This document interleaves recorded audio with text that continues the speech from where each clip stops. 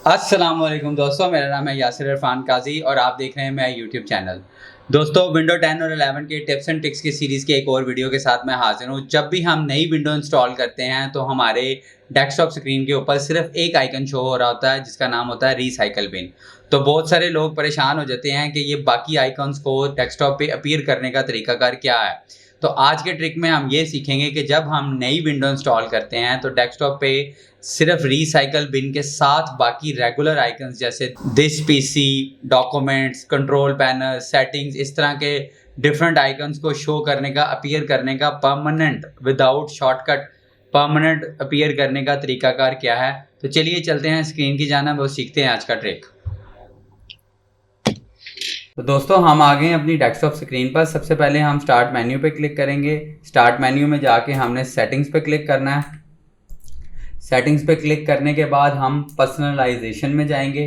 Personalisation में जाके हम थीम्स पे क्लिक करेंगे।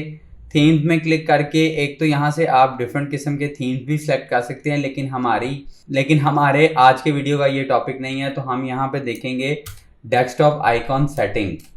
ठीक हो गया। डेस्कटॉप आइकन सेटिंग्स पे जैसे ही हम क्लिक करेंगे तो यहाँ पे आपके सामने एक डायलॉग बॉक्स ओपन हो जाएगा। इस डायलॉग बॉक्स में बेसिकली वो वाले आइकन्स पे चेक इन लगा हुआ है जो मेरे सिस्टम पर अवेलेबल हैं, जो मेरे सिस्टम के डेस्कटॉप पर अवेलेबल हैं।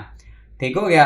अगर मैं यहाँ से एक तो सबसे पहली बात, इनके अगर आइकॉन की शेप चेंज करना चाह रहा हूँ तो यहाँ से वो भी हो जाता है।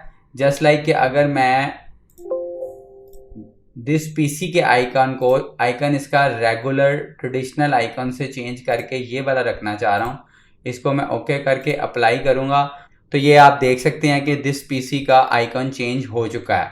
ठीक है, एक तरीका ये है आइकन चेंज करने का। तो ये यहाँ से जब हम नई विंडो इंस्टॉल करेंगे और विंडो इंस्टॉल करने के फ़ौरन बाद डेस्कटॉप के ऊपर सिर्फ रीसाइकल बिन आ रहा होता है। ठीक हो गया।